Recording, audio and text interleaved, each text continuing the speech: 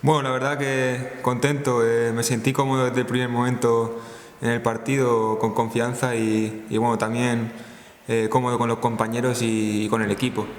Y bueno, la verdad que fue un partido complicado contra Zamora, un buen rival y creo que competimos muy bien. Pudimos llevarnos el partido, sobre todo en la primera parte y bueno, la primera parte fue bastante disputada y bueno, en la segunda fue un intercambio de golpes, yo creo. Y así que con confianza para afrontar el próximo partido. Bueno, yo creo que va a ser un partido complicado.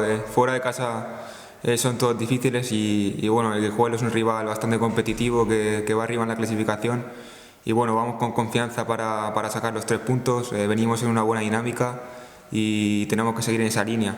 Yo creo que si hacemos las cosas que venimos haciendo estas últimas jornadas, tendremos posibilidades de puntuar. Sí, yo creo que estas últimas jornadas lo venimos haciendo muy bien, puntuando prácticamente 4 partidos de 5 con buenas sensaciones.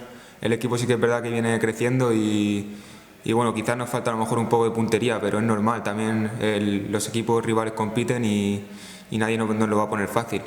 Y bueno, vamos a ir al campo Guijuelo a intentar sacar los 3 puntos. Sí, la verdad que muy contento, ¿sabes? Desde el primer día me sentí muy a gusto, contento con el cuerpo técnico, con los compañeros, con la ciudad y bueno, a intentar seguir así.